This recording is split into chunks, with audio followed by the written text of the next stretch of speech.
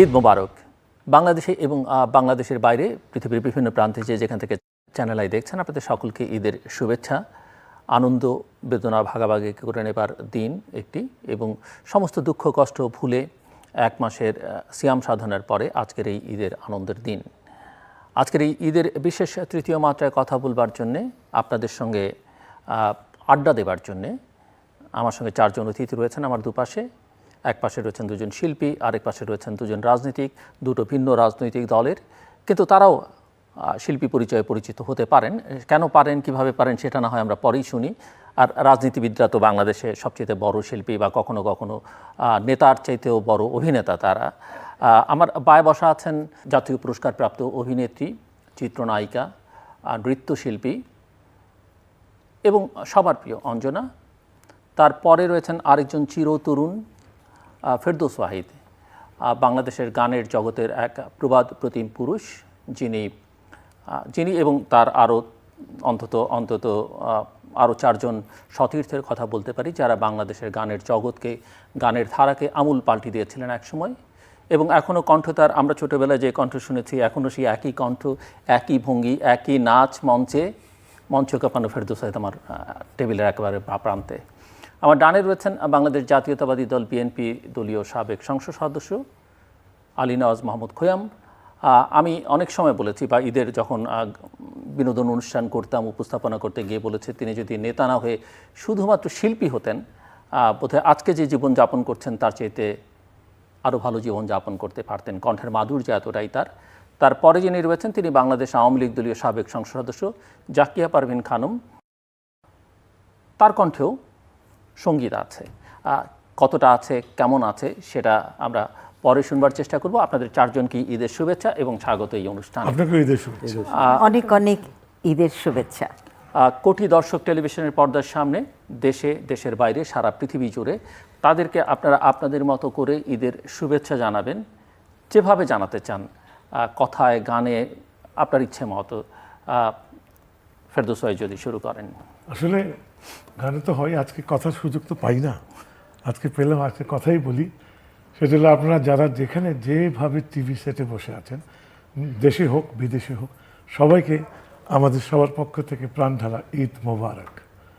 তৃতীয় মাত্রা এমনি আমার প্রায়ই দেখা হয় এবং ভালো লাগে। আজকে এই প্ল্যাটফর্মে আপনাদের সামনে আসা মানে কিছু বলার সুযোগ। অভিনন্দন আপনাদের সবাই। বিষয় আলী নওয়াজ মাহমুদ খোয়াম। বাংলাদেশের ভেতরে এবং আগেই বলে রাখি, বিশেষ করে আপনাদের দুজনের জন্য নো পলিটিক্স, কোনো পলিটিক্যাল আকার ইঙ্গিত কোনো কথাবার্তা না, একদমই না। আমি আগেই বলে রাখি, মানে একজন বললে আরেকজনকে বলতে হবে, সেই জায়গায় যাবেন না। এটাও আপনাদের জন্য একটা পরীক্ষা, কোনো রাজনৈতিক কথাবার্তা নয়, প্লিজ। সবার জন্য ঈদের শুভেচ্ছা। এক মাস ধরে আমরা সিয়াম সাধনা শেষে যে ঈদের এই খুশির দিনে আমরা মিলিত হয়েছি, এই জন্য আমি সবাইকে ঈদের শুভেচ্ছা জানাচ্ছি। আমি আশা করি সামনের দিনগুলি আমাদের খুব ভালো হবে এবং আমাদের ভালো সময় আবার ফিরে আসবে, এটা আমাদের সকলেরই কামনা। নায়িকা, গায়িকা, নৃত্যশিল্পী অঞ্জনা। আসসালামু আলাইকুম। দেশের বাইরে যারা এই সুন্দর একটা অনুষ্ঠান দেখছেন, তৃতীয় মাত্রা, আর এটা আমার খুব প্রিয় একটা অনুষ্ঠান। বিশেষ করে এই অনুষ্ঠান যিনি পরিচালনা করছেন, জিল্লুর, হ্যান্ডসাম, ও হিরো হলেই ভালো হতো, কেন যে এই মানে সব কন্ট্রোভার্সির মধ্যে থাকে মাঝে মধ্যে। যাই হোক, এই অনুষ্ঠান যারা দেখছেন, পরিবার পরিজনদেরকে নিয়ে আমি আমার তরফ থেকে এবং আমার এখানে যারা বসে আছেন সবাই পক্ষ থেকে ঈদ মোবারক। একটু বলে নিই যে যারাই ঈদের আনন্দে পরিবার পরিজনদেরকে নিয়ে বাইরে থাকেন, একটু সাবধানে থাকবেন। সাবধানতা অবলম্বন করাটাই আমাদের জন্য শ্রেয়, এবং সবাই অনেক ভালো থাকবেন। এবং সুন্দর তৃতীয় মাত্রার আজকে আমাদের ঈদের অনুষ্ঠান দেখার জন্য আপনাদের সবাইকে ঈদ মোবারক, ঈদ মোবারক, ঈদ মোবারক। জাকিয়া পারভিন খানম। ধন্যবাদ তৃতীয় মাত্রাকে, জিল্লুর ভাইকে। আমি সকলকে জানাচ্ছি ঈদের শুভেচ্ছা, ঈদ উল ফিতরের শুভেচ্ছা। তো আসলে জিল্লুর ভাই বলেছেন যে আমরা রাজনীতির কথা বলবো না, কিন্তু আমি সবার আগে বঙ্গবন্ধু শেখ মুজিবুর রহমানকে শ্রদ্ধা জানিয়ে আমাদের জাতির পিতা সর্বকালের সর্বশ্রেষ্ঠ বাঙালি বঙ্গবন্ধু শেখ মুজিবুর রহমানকে আমি শ্রদ্ধা জানিয়ে আপনাদেরকে আমি আবারও ঈদের সালাম দিচ্ছি। আমরা অনেক কথা বলবো, মাত্র শুরু। শুনবেন আপনারা ধৈর্য ধরে, ঈদ উপভোগ করবেন, ঈদ উপভোগের পাশাপাশি আমাদের কথা আমাদেরকেও উপভোগ করবেন, এইটুকুই আশা করি। ধন্যবাদ। সবাই শুধু ধৈর্য ধরে না, আনন্দের সঙ্গে সবাই আপনাদের কথা শুনবেন। ফেরদৌস ওয়াহিদ এখন গ্রামে থাকেন, সঙ্গীতের জগতে বা ফেরদৌস ভাই কি গ্রামে চলে গেছেন? টেলিভিশনে, মঞ্চে আপনাকে পোশাক আশাক আমি সবকিছু বলছি, চিরতরুণ, অত্যন্ত আধুনিক একজন মানুষ। গ্রাম অনাধুনিক আমি বলছি না, কিন্তু শহর ছেড়ে গ্রামে আপনি কেন গিয়ে থাকছেন এই যে লম্বা সময় ধরে, এবং স্থায়ীভাবেই সম্ভবত আপনি সেখানে বসবাস করবার সিদ্ধান্ত নিয়েছেন। ঈদের আনন্দের দিনে সেটা একটু বুঝতে চাই, এবং এই যে আগের ঈদ আর এই যে গ্রামে গিয়ে এখন যেভাবে ঈদ উদযাপন করেন, কেমন ফিলিংস আপনার? সোজা কথা একটা জিনিস, যে গ্রামীণ যে পরিবেশটা আমাকে 35 বছর আগের থেকেই টানে, ওখান থেকে আমার শখ এবং ইচ্ছা এবং মনোবাসনার থেকেই একদম পুরোপুরি থাকার যে একটি প্রেরণা, এটা জোগাড় হয়। এবং আমি 5 বছর থেকে পুরোটাই ওখানে থাকি। আপনি ফোন দিয়েছেন, আমি চলে এসেছি আমার রূপে, কিন্তু এখানে গ্রামীণ কোনো রকম ফিটনেস আমার ভিতরে এখন নেই, কেননা এটা আমার পেশা কিন্তু এখনো মোটামুটি আছে, মোটামুটি না, দাপটের সঙ্গেই আছেন। এবং কিছুদিন আগে চ্যানেলে একটা গানও করে নিয়ে আসলো। ওটার যে গ্রামীণ যে ব্যাপারটা আমাকে যেটা টানে, আমি মনে করি অনেক সময় নিজেকে ভাবি যে মানুষের যদি প্রয়োজনের বাইরে কেউ না যায়, তার জন্য গ্রামের চাইতে আর সুন্দর ব্যবস্থা কি থাকতে পারে।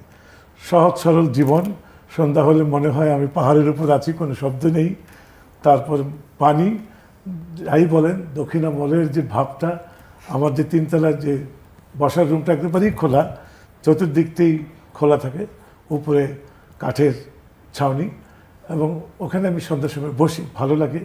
আমার একটা বজ্রা নৌকা আছে 2টো, ওটার মধ্যে আমি 2 দিন থাকি সপ্তাহে। থাকার সমস্ত বন্দোবস্ত ওখানে, রান্না বান্না সবই করা যায়। আমি নিজেও কিন্তু রাত্রে শিখে গেছি, যা কোনোদিন জানতাম না। আমি আশা করি খাওয়াতে পারলাম আমার নিজের হাতে, খুব ভালো লাগবে। আর সবচেয়ে বড় যেটা হলো, গ্রামের যে মানুষের যে আইসোলেশন দরকার, যে জিনিসটা আপনার যে ধ্যান ধারণা, যেটাকে ধ্যান বলি আমরা, ওখানে আর ধ্যানটা পার্টিকুলার করা লাগে না, সারাক্ষণই তো আমি আইসোলেশনের মধ্যে। সুতরাং চিন্তা শক্তি একভাবে কাজ করে। ইভেন যদি আমি গানও তৈরি করি, যেটাই ভাবি না কেন, যেখানেই যেদিকে যাই, এই একাকিত্ব আমাকে পুরোটা নিজেকে শিখিয়ে দেয়। সবচেয়ে বড় আমার যেটা ভালো লেগেছে, পেছনে ফিরে আমি এখন তাকাই যে আমি কি করে এসেছি, কি ফেলে এসেছি, কি রেখে এসেছি। সামনের দিনগুলো যখন ভাবি আমার তো চলে যাওয়ার সময় চলে আসবে, সবাইকে যায়, চলে যাওয়ার তো কোনো সময় থাকে না, যখন তখন। আল্লাহ তাআলা আমাকে এটুকু দিয়েছেন, এখনও বেঁচে আছি, উপলব্ধি করছি। এই উপলব্ধির মধ্যে আমি এটুকু বুঝতে পারছি, একাকিত্বের উপরে কিছুই নেই। এবং আপনি যদি বলেন যে আমার ছেলের মা থাকে কিনা, না, তারা থাকে না। তাদের ভালো লাগলে, হাবিবের মা যায় মাঝে মাঝে থেকে আসে, যখন থাকে ততক্ষণ তার ওখানেই খুব ভালো লাগে। দর্শকরা নিশ্চয়ই জানেন হাবিব ওয়াহিদ আরেকজন খ্যাতিমান আমাদের সঙ্গীত জগতের, অনেকের আইডল, অনেকের স্বপ্নপুরুষ, হাবিব ওয়াহিদের বাবা ফেরদৌস ওয়াহিদ। জি, তো হাবিব ওয়াহিদ মাঝে মাঝে যায়, হাবিবের মা যাচ্ছে, তার যখন সে ওখানে যায় তখন তার খুব ভালো লাগে, কারণ ওখানে সবকিছু সে ফ্রেশ পাচ্ছে। আবার যখন চলে আসে তখন আবার ঢিলে যায়। তো সব মিলে আমি বলবো যে গ্রামের সুযোগ যদি থাকে, যেমন আমার 1.5 ঘন্টার জার্নি, আর খালি থাকলে 1 ঘন্টা, তা আমি কেন থাকবো না? অসুখ বিসুখ ইমার্জেন্সি যাই বলেন না কেন, সব তো হাতের মুঠোয়।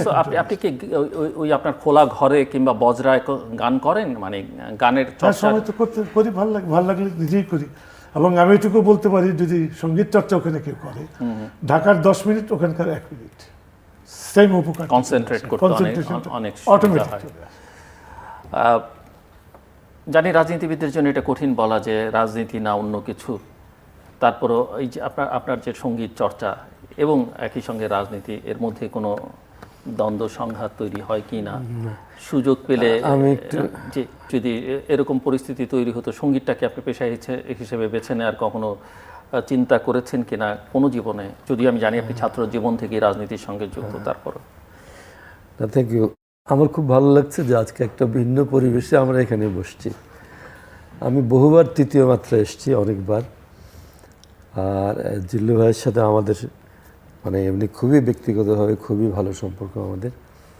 আর তৃতীয় মাত্রায় যতবারই আসছি তখন আমাদের বিষয়বস্তুই থাকে কিন্তু রাজনীতি। এইখানে আমরা একজন, এই পাশে একজন, যে কারণে আমি আপনাদের দুজনকে পাশাপাশি বসিয়েছি, দুপাশে বসাইনি। আমরা বসে মানে তর্ক, অহেতুক তর্ক এই সমস্ত আমরা করেছি বিভিন্ন সময়, মানে বহুবার। কিন্তু আজকে একটু আলাদা, এইখানে বাংলাদেশের আপনারা দুইজনই খুব খ্যাতিমান মানুষ। আমি তো খুব ছাত্র জীবনে আপনার ফ্যান আমরা, হ্যাঁ, ফেরদৌস সাহিদ, মানে সেই মামুনিয়া কেমন, আরও অনেক গান। তবে দিদির নাচ প্রথম আমি দেখলাম টিএসসিতে, বিউটিফুল। তখন থেকে কিন্তু আমরা অঞ্জনা দিদি, আরে বাপরে বাপ। এমনিতে তো আপনার বক্তব্য আমরা সবসময় সামনাসামনি, কিন্তু আমরা একটা ফিলিং হচ্ছে। তা আমি তো আসলে বেসিক্যালি ছোটোবেলায় গান গাওয়ার খুব চেষ্টা করেছি, কেমন। আমি বুলবুল ললিত কলা একাডেমিতে ভর্তি হলাম, গান গাওয়ার চেষ্টা করলাম। আর 3 বছর ওখানে আমি সঙ্গীতের তালিম নেবার চেষ্টা করেছি। তো পরে আবার মানে ছেদ হয়ে গেল। তো পরে আবার বেশ কিছুদিন পরে ছায়ানটে ভর্তি হয়েছিলাম। তাই? হ্যাঁ। তো আলটিমেটলি আমরা ঘুরতে ঘুরতে না এক নদীর স্রোতের মতো রাজনীতির প্রবাহের মধ্যে ঢুকে গেলাম। হ্যাঁ, ফলে হলো কি, রাজনীতিতে, বাংলাদেশের রাজনীতি বুঝুন তো এত মানে উথাল পাথাল রাজনীতি বাংলাদেশের, এবং এত ঘটনাবহুল রাজনীতি আমাদের এই দেশে। এর সঙ্গে ম্যাচ করে অন্য কাজ করা কিন্তু খুব ডিফিকাল্ট। তো সুতরাং আমারও গান টানও আর গাওয়া মানে শেখা হয়নি। গান তো শিখতে হয়, যথেষ্ট পরিমাণ চর্চা করতে হয়। পরে আমি ওই যে ফিরে গেলাম বাড়িতে রাজবাড়ি আমার বাড়ি। ফিরে গিয়ে ওখানে আমি নাটকের টিম করলাম, সাংস্কৃতিক টিম করলাম, অনেক বড় বড় আমরা প্রোগ্রাম ওখানে করেছি। মানে সাংস্কৃতিক কর্মকাণ্ডের সঙ্গে আমরা খুব গভীরভাবে জড়িত ছিলাম। আমার মাঝে মাঝে মনে হয় যে মনটা বোধহয় আমাদের একটু সুরের বা কবিতার, ছন্দের, হ্যাঁ, মনটা। কিন্তু রাজনীতিতে যে সব তো এলোমেলো অবস্থা আর কি। তো যাই হোক, মূল জিনিসটা হচ্ছে যে আমাদের এখন ধরেন যে মনে হয় মাঝে মাঝে সবারই তো এরকম একটা নস্টালজিয়ায় ভোগার বিষয় আছে, যে পেছনে যদি কিছু সময় ফিরে পেতাম, না জানি কত ভালো হয়। আজকে কি একটু হারিয়ে যাওয়া যায় না? সেটা আপনি যেমন গ্রামে গেছেন, ওই যে জসিমউদ্দিনের কবিতা, তুমি যাবে ভাই যাবে মোর সাথে আমাদের ছোট গায়ে, গাছের ছায় লতায় পাতায় উদাসী বনের পায়। কিন্তু আমি কিন্তু ভাই, আপনি যে এরকম একটা মানে কোনো সন্দেহ নেই যে আপনি বাংলাদেশে খুবই জনপ্রিয় শিল্পী এবং খুব খ্যাতিমান একজন মানুষ, তাই না? তো শহরের এই কোলাহল ছেড়ে, এই সব কিছু ছেড়ে ওই যে গ্রামে চলে গেলেন, এটা যেটা আপনি বলছিলেন আমি খুব মনোযোগ দিয়ে শুনছিলাম। মানুষের মন খুব বিচিত্র, কেমন, কখন মানুষ কোনটা ভালো লাগে এটা বলা খুব মুশকিল। আমাদের পেছনের দিন যেমন টানে, আমাদের গ্রামও টানে, আমাদের শেকড়ের টানে কিন্তু আমরা আবার মাঝে মাঝে ফিরে যাই। না টানলে তো আপনি রাজনীতি করতে পারতেন। হ্যাঁ, এটা খুব ভালো লাগলো আমি আপনার এটা, যে আমরা আপনার শেকড়ের টানে আপনি যে আবার শ্রীনগর, তো না শ্রীনগর গেছেন, রিয়েলি গ্রেট, খুব ভালো। আমি আপনাকে স্যালুট জানাই। আপনার ওখানে যাবো আমরা বেড়াতে, জিল্লু ভাইকে আমি অনুরোধ জানাবো, আমরা ওনাদের ওখানে যাই একদিন। আমরা সবসময় আমাদের অনুরোধের ঢেকে গিলতে হয়। জিল্লু ভাই আজকে তো অনুরোধ করতেছি, আপনি কোনটা গান শুনবেন? হ্যাঁ, না, আমি তো গানের জগতে নাই। ঈদের অনুষ্ঠানে জগতে না থাকে, ঈদের অনুষ্ঠানে গাইতে হবে। এখনো আছে। না, জিল্লু ভাই একটা প্রোগ্রাম করতেন, ভালোবাসার বাংলাদেশ, এটা কি জন্য বন্ধ করে দিলেন উনি আমরা জানি না। ওইখানে আমরা যারা এখানে প্রত্যেকেই গেছেন, প্রত্যেকে আমরা আছি ওখানে। ওইখানে কেন আপনি এটা বন্ধ করে দিলেন? না, বন্ধ করেনি, আবার শুরু হয়ে যাবে। তারপরে নানা কারণে আজকে শুনবো। আপনার কাছ থেকে আমি যেটা শুনতে চাই, একটা হচ্ছে যে রাজনীতি করবার কারণে শহর এবং গ্রাম দুটোই আপনাদেরকে সামলাতে হয়। সংসারে দুজনই আপনারা রাজনীতির সঙ্গে বেশ ভালোভাবে জড়িত। কিভাবে সামলান এবং কোন আবহাওয়াটা আপনাদেরকে বেশি টানে? ধন্যবাদ। ভাই যেটা প্রশ্ন করলেন, দুই আবহ মানে গ্রাম শহর। আমরা শহরে বড় হয়েছি। জি। কনস্টিটিউয়েন্সিটা হয়তো গ্রামে। হ্যাঁ, কিন্তু আমার আব্বাও রাজনীতিবিদ ছিলেন, যার ফলে আমাদেরকে খুব গ্রামে যেতে হতো ছোটবেলায় ট্রেনে করে। আব্বা আমাদের কিশোরগঞ্জ কটিয়াদি। আমার আব্বা আমাদেরকে ছোটবেলা থেকে গ্রামে নিয়ে যেতেন, আমরা ওখানে ঈদ করতাম ছোটবেলায়, মনে আছে, ট্রেনে করে যেতাম, আবার স্টেশনে নেমে হাঁটতে থাকতাম। ওই যে হাঁটতে হাঁটতে গ্রাম দেখতে থাকতাম, গ্রাম যে কত ভালো লাগতো, কি যে পছন্দের গ্রাম। এখনো আমি একা থাকলে শুধু আমার ওই দাদার বাড়ির কথা, নানার বাড়ির কথা আমি ভাবি, ওই গ্রামের যে একটা ইয়ে। তারপর আবার আমার বিয়ে হলো, বিয়ের পর শহরে থাকতাম ঠিক আছে, কিন্তু সবার একটা ইচ্ছা থেকে শহরে ছিলাম, শহরেই বিয়ে হোক, কিন্তু আমাকে আবার প্রথম নিয়ে গেল গ্রামের বাড়িতে। পরে আমরা বাসা ভাড়া করে ঢাকায় থেকেছি, কিন্তু সেই গ্রাম, আমি আসলে গ্রামকে সত্যিই ভালোবাসি বলেই তো সেই গ্রামে গিয়েছি, গ্রামের মানুষদের সঙ্গে মিশেছি। প্রায় প্রতি 2 মাস 3 মাস অন্তরই মিটিং করতে হয়েছে। তার মধ্যে আমি আবার ওই এলাকার এই সংরক্ষিত আসনের এমপি হলাম। যেহেতু আমার হাজব্যান্ড পলিটিক্স করে, আমি চাই যে ওই এলাকায় আমি, গভর্নমেন্ট থেকে তো আমাদের একটা কিছু দেয় বরাদ্দ, ওই এলাকার লোকজন পাক, ওরা পাক, আমি এটাই চাই। কারণ আমি মানুষকে ভালোবাসি, গ্রামের মানুষকে। আমি প্রথম দিন গিয়ে, প্রথম যে একটা এমপি হওয়ার পর মিটিং করেছিলাম, বলেছিলাম যে আপনাদের একটি পাই হলেও আপনাদের হাতেই যাবে, একটি পয়সাও এদিক সেদিক হবে না। সত্যি আমি 5টি বছর যে গ্রামের মানুষের জন্য পার করতে পেরেছি, তাদের সব কিছু তাদেরকে মানে একদম টু দ্য পাই আমি বুঝিয়ে দিতে পেরেছি।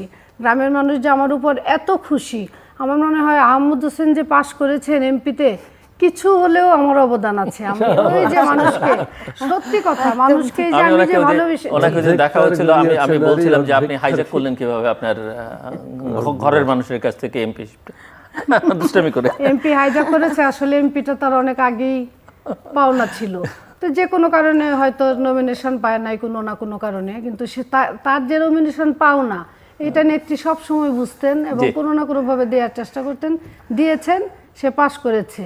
আমার এমপি সে হাইজ্যাক করেনি, কারণ আমি সংরক্ষিত আসনের, সে হলো জনগণের ভোট। আপনি আমার জায়গায় থাকলে আপনার পজিশন শক্ত হবে। আপনি ওকে, ধন্যবাদ। জি, অঞ্জনা সুলতান, আপনার তো আপনি স্বাচ্ছন্দ্য বোধ করবেন নায়িকা, গায়িকা, নৃত্যশিল্পী কোনটাতে? মায়ের কাছে কিন্তু কোনো সন্তান, আবার মাঝে মাঝে আপনার কথাবার্তা শুনলে আপনাকে আমার বিশ্ববিদ্যালয়ের শিক্ষক মনে হয়, কখনো কখনো মনে হয় আপনি রাজনীতিবিদ, সেটাও বুঝতে পারি। পরেরটা ঠিক আছে, ওটা এসছি, আমি শিখছি।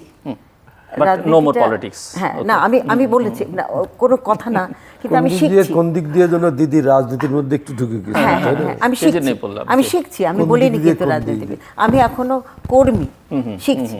যাই হোক, মায়ের কাছে কিন্তু কোনো সন্তানই ছোট বড় সব সমান হয়, তবে বড় সন্তান কিন্তু একটু প্রিয় হয়, তেমনি নাচটা আমার প্রিয় সবচেয়ে। দুঃখ আমাদের যেখানে প্ল্যাটফর্ম নেই, দর্শকরা দেখেছেন নাচ, হ্যাঁ, নাচটা আমার ফার্স্ট প্রেফারেন্স, এবং অভিনয়টা দেখতে দেখতে, সেই ছোটবেলা থেকে বড় হয়ে দেখতে দেখতে সেই অভিনয়তে আবার চলে আসলাম। কিন্তু আমার মা বাবা কিন্তু চায়নি যে আমি মানে অভিনেত্রী হব, তারা চেয়েছিলেন নাচটা নিয়ে আমি সারা পৃথিবীতে আমি নামটা করব। সেটা তো হয়েছে পরে, কিন্তু এই মানে নাচতে নাচতেই নাম করতে করতে আমি চলচ্চিত্রে চলে এসেছি। এই চলচ্চিত্রে আসার পরে তখন দেখলাম যে এই প্ল্যাটফর্মটা যে ভাস্ট পিপলের কাছে, এটা সহজে যাওয়া যায় না নাচটাকে নিয়ে, যে ভাস্ট পিপলের কাছে যে অঞ্জনা, হ্যাঁ, এইটা নায়িকা হিসাবে অঞ্জনা কিন্তু যেভাবে প্ল্যাটফর্মটা পেয়েছে সেই সময়, আমি শুকর আলহামদুলিল্লাহ করি আমার ওস্তাদের কাছে, আমার যে নায়িকা হিসাবে পরিচিতি করিয়ে দিয়েছেন আমাকে, তিনি আমাদের চলচ্চিত্রের একজন ড্যাশিং হিরো এবং কিংবদন্তি, একজন পলিটিক্যাল, একজন একসময় নেতাও ছিলেন। উনি আমাদের সবার প্রিয়। উনি কিন্তু ইকবাল হলের ভিপি ছিলেন, সোহেল রানা ভাই ওরফে মাসুদ রানা। তো উনি আমার নাচ কিন্তু ছোটবেলায় দেখতেন, মানে আমি যখন ছোট ছিলাম তখন উনি নাচ দেখে দেখতে, এই মেয়েটা একটু বড় হোক, এরকে আমি নায়িকা বানাবো। এই করতে করতে যখন উনি খবর লাগাতেন যে আমি কত বড় হচ্ছি, তো এই করতে করতে যখন আমি বেশ কিশোরী হয়ে গেলাম, আমার প্রথম ছবিতে দেখলে মনে হয় যে আমি কত শুকনা, ইস কী করে হিরোইনটা হলাম। তো যাই হোক, তারপরে আমি ওনার হাত ধরে এসেছি, এবং এমন একজন ব্যক্তির হাত ধরে এসেছি যিনি strict principal, oh my goodness, time 8 মানে 8, মানে টাইম মেনটেন করতে ফার্স্ট আমাকে শিখিয়েছেন, যার জন্য আমি নাচতে নাচতে অভিনয় চলে এসেছি। এবং গানের ব্যাপারটা আমি বলি, আমার মা একজন খুব ভালো রবীন্দ্রসঙ্গীত গাইতেন, এবং এই গাইতে গিয়ে তখন মনে করলেন যে আমার মেয়েটাকে গানও শেখাই, এবং আমাকে ঠিক সেই আরেকটা প্ল্যাটফর্মে, গানের প্ল্যাটফর্মে ঢুকিয়ে দিলেন। সেটা কি বড় মানে খেয়াল, উচ্চাঙ্গ সঙ্গীত যেটা, সেটাই আমি ঢুকে গেলাম। এবং আমি একটু বলি আর কি, যে আমি চলচ্চিত্রে আসার আগে আমি বেতারে 4টা প্রোগ্রাম করেছিলাম উচ্চাঙ্গ সঙ্গীতে, যেটার অডিশন নিয়েছিলেন আমাদের শ্রদ্ধেয় কিংবদন্তি মরহুম আমাদের শ্রদ্ধেয় আজাদ রহমান ভাই। তিনি আমার অডিশন নিয়ে বললেন যে তুই তো নাচে ফাটিয়ে দিলি, এখন থেকে গানেও ফাটিয়ে দিচ্ছিস। যাই হোক, এত বড় একটা এবং কমপ্লিমেন্ট। চলচ্চিত্রের পর্দায় তো প্রচুর ফাটাফাটি করেছেনই, এবং আপনি এক নায়কের হাত ধরে চলচ্চিত্রে এসেছিলেন, তারপরে বহু নায়কের হাত ধরেছেন। অনেক নায়ক কঠিন প্রশ্ন, কিন্তু উত্তরটা একেবারে স্ট্রেট দেবেন। এখনো যদি আপনি নায়ক হিসেবে চান, আমি অবশ্যই পর্দায় বলছি, অন্য কোথাও না, কাকে চাইবেন? একজনের নাম বলবেন। এটা বলতে পারবো না, কারণ না, কঠিন প্রশ্ন এটা একদম। রাজনৈতিক ঝামেলায় জড়িয়ে পড়বেন? না না, কোনো রাজনীতি, আমি খুব স্ট্রেট ফরওয়ার্ড।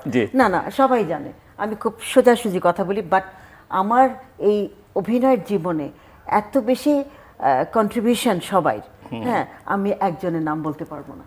এটা আমি কয়জনের নাম বলতে পারবেন আপনি?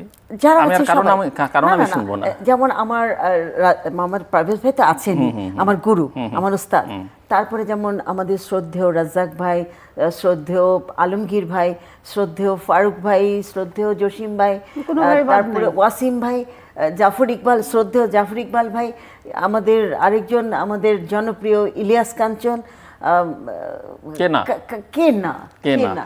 আমি আলোচনাটাকে এই ফেজে একটু 1-1.5 মিনিট করে আপনাদের কাছ থেকে শুনতে চাই, কিন্তু এবং না, একটু বলে নি, এখন আমাদের মানে মাহমুদ কলি আমাদের, উনি আমাদের এখন একজন মনোনীত হয়েছেন শিল্পী সমিতির নির্বাচনে, আপনারা কি প্যানেল থেকে নির্বাচন করছেন প্রেসিডেন্ট হিসাবে। এবার আবার নির্বাচনের ক্যাম্পেইন হয়ে যাচ্ছে, সেটা আর আমি না করতে না, চাই একটু বলতে হবে, কারণ হিরো তো, হ্যাঁ হিরো তো না বলেছেন, হ্যাঁ, আপনিও করছেন নির্বাচন। আপনাদের কন্টেস্ট করবার দরকার নেই, আমরা ওনাদের দুজনের কাছ থেকে শুনবো যে বাংলাদেশের রাজনীতিটাকে ওনারা কীভাবে দেখেন। দলীয় কোনো ভালো লাগা ভালোবাসা থাকলেও দলটাকে টানবেন না, কারণ তাতে করে রাজনৈতিক উত্তাপ ছড়াতে পারে, আমি সেটা চাই না। সাধারণভাবে একজন নাগরিক হিসেবে বাংলাদেশের রাজনৈতিক আবহাওয়াটা আপনারা কেমন দেখেন? আপনারা দুজন আমাদেরকে বলবেন যে বাংলাদেশের শিল্প, সাহিত্য, সংস্কৃতি এগুলোর সঙ্গে আপনাদের যোগাযোগ কি? চলচ্চিত্র দেখেন কিনা, নাটক দেখেন কিনা, গান শোনেন কিনা, কী ধরনের গান শোনেন, বা দুর্বলতা কোথায়, এই জায়গাগুলো যদি আপনারা বলেন। ফেরদৌস ভাই শুরু করবেন, খুব 1-1.5 মিনিটে, খুব বেশি সময় না। হ্যাঁ, রাজনীতি এমন একটা জিনিস, রাষ্ট্র নিয়ে যারা ভাবেন, এখন আমাদের থেকে সম্পূর্ণ বিপরীত। আমরা কিন্তু রাষ্ট্র নিয়ে ওইভাবে ভাববো না, সমাজের থেকে আমরা যে যতটুকু চিন্তা করি, রাষ্ট্র একেবারেই সর্বশেষ চিন্তা ভাবনা। সুতরাং আমি বলবো যে এই মুহূর্তে যদি আমাকে প্রশ্ন করা হয় রাজনীতি কিভাবে বা কেমন বাংলাদেশের চলছে, রাজনীতি তার মতো করে চলছে। যেমন আমাদের গানের জগতে যদি আমি বলি, এখনো অস্থিরতা আছে, একদম যে ক্লিন হয়ে গেছে আমরা তা কিন্তু না। এটা সময়ের কারণে আস্তে আস্তে সব কিছু আসবে। শুরুটা তো কঠিন হবেই, নতুন দেশ, 50 বছর গেল, আরো 50 বছর যাক, দেখবেন ঠিকই একসময় আপনি অবকাঠামো চলে আসবে। আপনার কাছ থেকে একটু শুনি বাংলাদেশের শিল্প, সাহিত্য, সংস্কৃতির এগুলো অগ্রগতি, অবস্থা, চিত্র, আপনার নিজের তার সঙ্গে সংযোগ। ধন্যবাদ। শিল্প, সাহিত্য, সংস্কৃতিকে কোনো সুস্থ ধারার মানুষ ভালোবাসে না এমন নয়, ঠিক তেমনি আমিও ছোটবেলা থেকে ভালোবাসি। আমার আব্বা রাজনীতিবিদ হলেও খুব বেশি সাহিত্য মনা, শিল্প সংস্কৃতি মনা ছিলেন, যার ফলে আমাকে ছোটবেলা থেকে আমাদের 2 বোনকে গান শিখিয়েছেন। কিশোরগঞ্জ সদর থেকে 7 মাইল দূরে এক জমিদার বাড়িতে গিয়ে আমি গান শিখতাম। খুব একটা মানে ভালো একটা সঙ্গীত জগতের যে একটা বলবো যে একটা ধ্রুবতারা ওখানে ছিল, কিন্তু কেউ সেটা জানতো না। তো যাই হোক, ওনার অনেক ঘটনাই আছে, বলার দরকার নেই। আমি ওখানে গিয়েও গান শিখেছি, কিন্তু আমি এক সময় টিএসসিতে, এখানে এসে টিএসসিতে গান করেছি, তখন বিটিভি ছিল, বিটিভিতেও একটু গান টান করেছি, কিন্তু ওইভাবে নিজের গানকে ফুটিয়ে তুলতে পারিনি। আব্বার ইচ্ছা যে আমরা গান তো করবোই, পড়াশোনাটা বিশেষ করে অনার্স যখন ভর্তি হলাম তখন আর গানের প্রতি বাসার কারুর আর রইল আমি না। আর কথাই আপনাকে বলতে দিতে চাইছি না, আমি আপনার গান শোনার জন্য অধীর আগ্রহে অপেক্ষা করছি। আমি তো এবং বলে নিই দর্শক- গানকে যে কত দর্শকরাও ভালোবাসি, করবেন। আমি যে গানকে কত ভালোবাসি, শুধু গান না মানে সংস্কৃতি জগতে সব কিছুকেই ভালোবাসি। সংস্কৃতি জগতের মানুষ যেন আমার খুব আপনজন, আমি যেন ওদেরকে মানে এত আপনজন মনে হয়, ওনাদেরকে আসলে ভালোই লাগে। কত কত লোক মারা গেলেন সম্প্রতি, সাদি ভাই কিন্তু আমাদের কিশোরগঞ্জের বাসায় গিয়েছেন। ওনারা শান্তিনিকেতনে একটা গ্রুপ গিয়ে আমাদের ওখানে 2বার প্রোগ্রাম করেছেন কিশোরগঞ্জ। আমার আব্বা বললাম এই তো সংস্কৃতি মানা। তো সাদি ভাইয়ের জন্য আমার মনটা খুব খারাপ হয় যখন শুনেছি যে উনি মারা গেলেন। অনেক কষ্ট হয়েছে আমার। হ্যাঁ, আমাদের এরকম সবাই- অনেকের জন্যই কষ্ট হয়, কিন্তু আমাদের কিছু কিছু সবাই মানুষের আমরা- জন্য কষ্টটা আসলে একটু সবাই বেশি। কষ্ট পেয়েছি। তো এরকম সাদি ভাইয়ের মতো অনেক সাদি ভাই আমার সংস্কৃতি জগতে আছেন যাদেরকে আমি অনেক পছন্দ করি।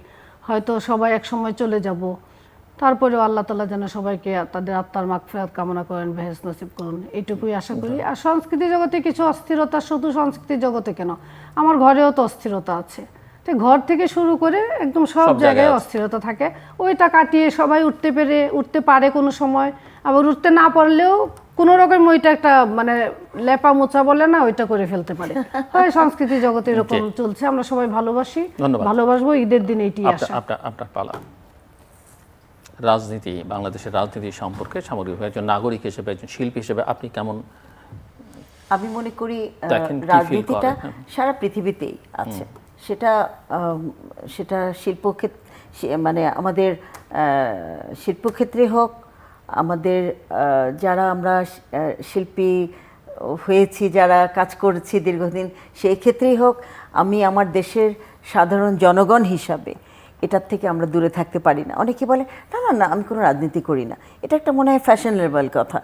আমি একদম ভালো লাগে না। আরে একটু তো থাকতেই হবে, ভালো মন্দ পজিশন অপোজিশন সব জায়গায় থাকবে, আছেও, এটা ছাড়া হবে না, তাই না? তারপরে আমি বলবো আমি একজন আমার দেশের সাধারণ জনগণ হিসাবে আমি মনে করি রাজনীতিটা থাকা উচিত, এবং সেটা যে ক্ষেত্রে যারা যে জায়গায় থাকবেন তারা যে ভালো কাজটুকু করবেন সেটা আমাদের সমর্থন করা উচিত। এবং তারপরে আমরা তো একই রকম কথা বলি, একটু আনকমন কথা হওয়া উচিত রাজনীতির ব্যাপারে। পলিটিক্স এটা আমি মনে সুর করি। বদলানোর দরকার। হ্যাঁ, হ্যাঁ, এটা আলিনাজ মাহমুদ খোয়াম। অ্যাকচুয়ালি পলিটিক্স আর আমি কালচার, শিল্প সাহিত্য সংস্কৃতি শিল্প সাহিত্য, নিয়ে- আপনি politics। পলিটিক্স আর রাজনীতি এবং সংস্কৃতি তো আলাদা কিছু না। দেশের রাজনীতি যেমন সংস্কৃতির উপরে কিন্তু তার একটা প্রভাব পড়ে। আবার সংস্কৃতি, রাজনৈতিক সংস্কৃতি বলে একটা কথা আছে, যেটা মানুষের চিন্তা চেতনা মনন জাতি গঠন করে আর কি। একটা জাতি কেমন হবে, তার চিন্তা ভাবনা কেমন হবে, এটা কিন্তু আমাদের কালচার ঠিক করে। কালচারটা আবার পলিটিক্স প্রভাবিত করে ঠিক করে। তো দুর্ভাগ্যের বিষয় হচ্ছে যে আমাদের দেশের সংস্কৃতিটা এখন একটা খুবই একটা, আমার কাছে মনে হয় যে একটা রাজনীতি যেমন খুব একটা বাজে সময় চলছে পলিটিক্সে, রাজনীতিবিদদের মধ্যে সুসম্পর্ক নেই, রাজনীতিতে হানাহানি। আবার কালচারের মধ্যেও আমাদের সাংস্কৃতিক জগৎ বলতে আমরা যেটা বুঝি, তার মধ্যেও আমাদের মানে সর্বত্রই কিন্তু নানা রকম সমস্যা কিন্তু চলছে। কালচার বলতে কিন্তু আমরা শুধু গান বাজনা বুঝি না, অবশ্যই না। আমাদের চলাফেরা, ওঠা বসা, কাপড় চোপড়, কথাবার্তা সব কিছু দিয়েই জি। কিন্তু আমাদের সংস্কৃতি। তা আপনি দেখবেন আমাদের যে তরুণ সমাজ গড়ে উঠছে, তাদের মধ্যে নানা ধরনের হতাশা, নানা ধরনের সমস্যা তৈরি হচ্ছে। আমাদের রাজনীতিবিদদের মধ্যে নানা রকম সংঘাত সমস্যা তৈরি হচ্ছে। আমাদের এখানে সত্য বলার আগে যে বলতাম যে সদা সত্য কথা বলিবে, সত্য বলার জায়গাটা কিন্তু হারিয়ে যাচ্ছে। আমরা কিন্তু ধরেন কিছু মনে করেন না, একটু পলিটিক্স কিন্তু চলে না যাচ্ছে। পলিটিক্স একটু শেষ করতে হবে। আমি চাই না, কারণ এটা কথা বলবে। এখন- না, এখন আমরা সবাই গান শুনবো। ওই রকম আর কি, যে আমি যখন প্রকাশ্যে বলি যে না সব ঠিক আছে, ঠিক তো নাই। আপনি এই যে ঈদের দিন আমি আপনাকে বলি, আপনি বলতে পারেন যে আজকে ঈদের দিন কত মানুষ এই যে বাজারের যে অস্থিরতা, মানুষ কেনাকাটা করতে পারেনি ঠিক মতো, একটা কাপড় কিনতে পারেনি, একটা লাল ফ্রক একটা বাচ্চা ঠিক কিনতে আছে, পারেনি। এখানে না, সবাই বাস জানে এরকম যে কিন্তু যারা একটা এটা- সংকট এই আমি- পর্যন্ত দেশের এটা- অভ্যন্তরে মারাত্মক আমার হাতে আর আছে। সময় নেই, সময় নেই। সেটাকে আমি- অস্বীকার করে আপনি সংস্কৃতিকে আপনি বিবেচনায় আনতে ধন্যবাদ। পারবেন না। আমরা একটু শুনতে চাই আপনাদের প্রত্যেকের কাছ থেকে, কারণ আপনাদের অনেক নানা রকমের প্রতিভা আছে, কিন্তু প্রত্যেকেই একটু গান শোনাবেন আমাদেরকে। জাস্ট আপা, কয়েকটা আপা, লাইন আপা, করে আপনি আপা, আপনি আপা শুরু শুরু করবেন। উনি বলেছেন, এরপর আমার হ্যাঁ, কোনো কথা please। থাকে না যে আপনার কাছ থেকে উনি হ্যাঁ, প্রথম হ্যাঁ। শুনতে চান। প্লিজ আপা। ও আমার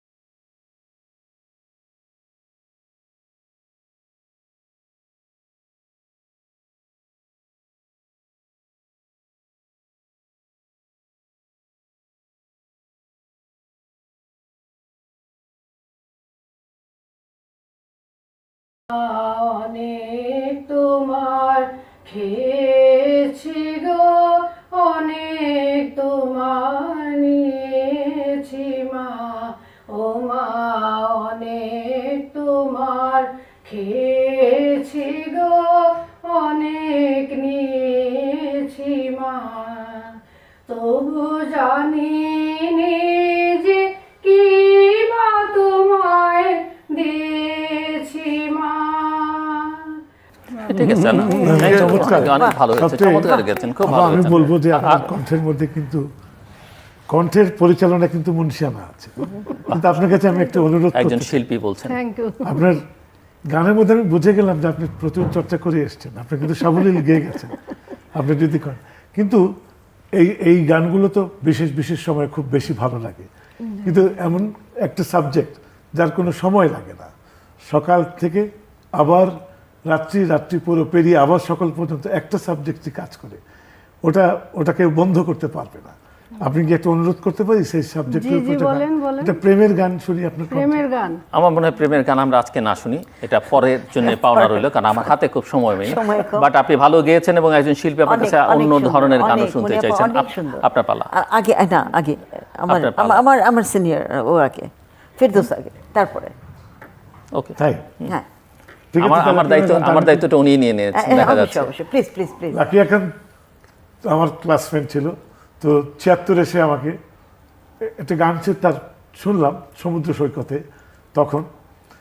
তখন থেকে আরও শিল্পীরা ছিল ওই রাতে, তো 4 লাইন করলো, তো আমি চুপচাপ, সবাই তো করবে, আমি চুপচাপ ছিলাম। পরদিন এসে ওর বাসায় গেলাম, বললাম যে এই গানটা আমাকে দিতেই হবে, তুই আমাকে গাওয়াবে, মানে করি, দিচ্ছি।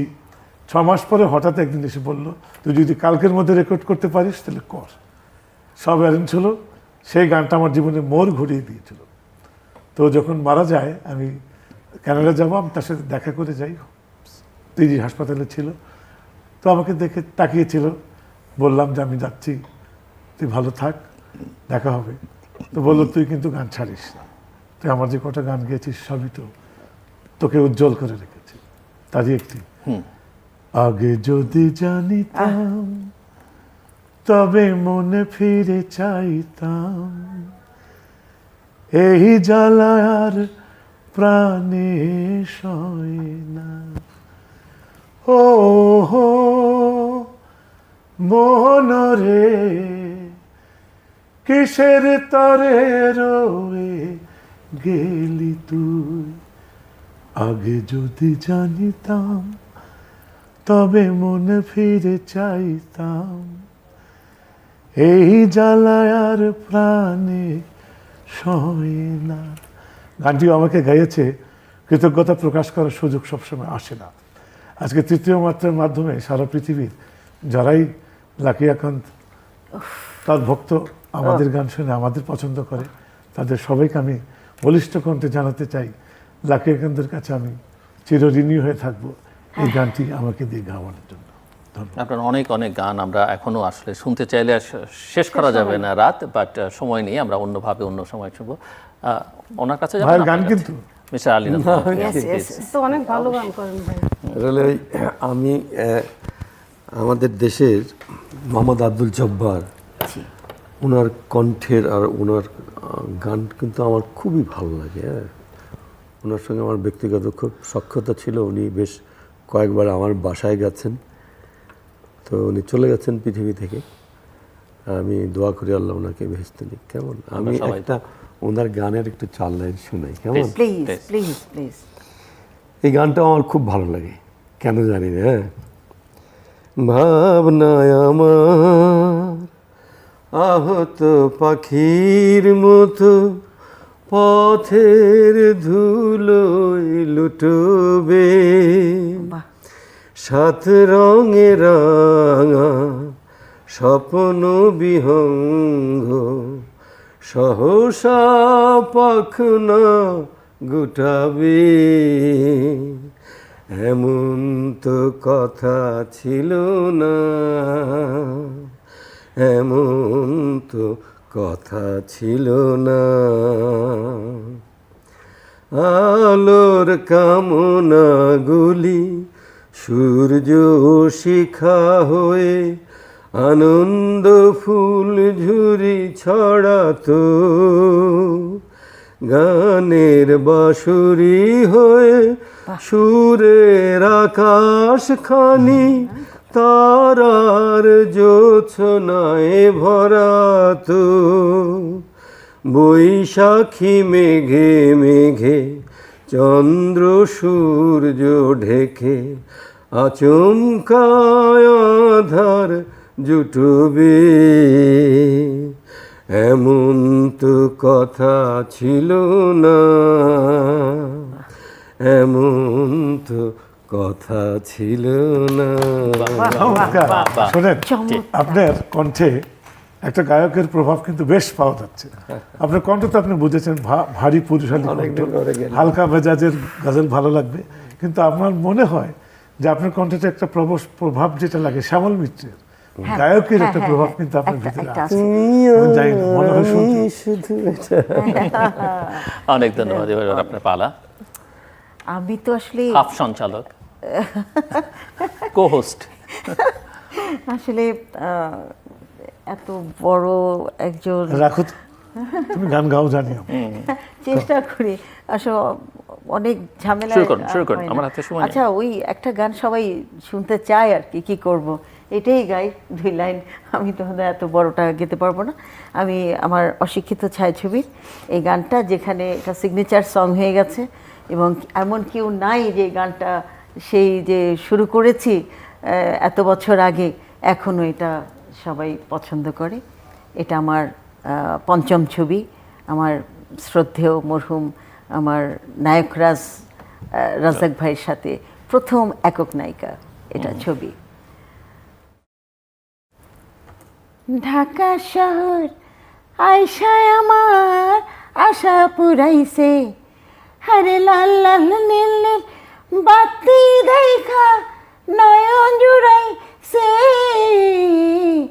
ঢাকা শহর আয়শায় আমার আশা পুরাইছে, মনের আশা পুরাইছে। অনেক অনেক ধন্যবাদ। আচ্ছা জিলুর ভাই, প্লিজ। রাজনীতি সেবক এবং সাংস্কৃতিক সেবকরা আমরা আজকে একসাথে। জি, এমন কিছু গান আছে বাংলাদেশে যা সবাই জানে, 4 জনে মিলে একটা আমরা গান করি না? ঠিক আছে, একটু খুব ছোট্ট করে কয়েকটা লাইন। আচ্ছা, আমি ছোট্ট করে একটু বলে নিই জিল্লু।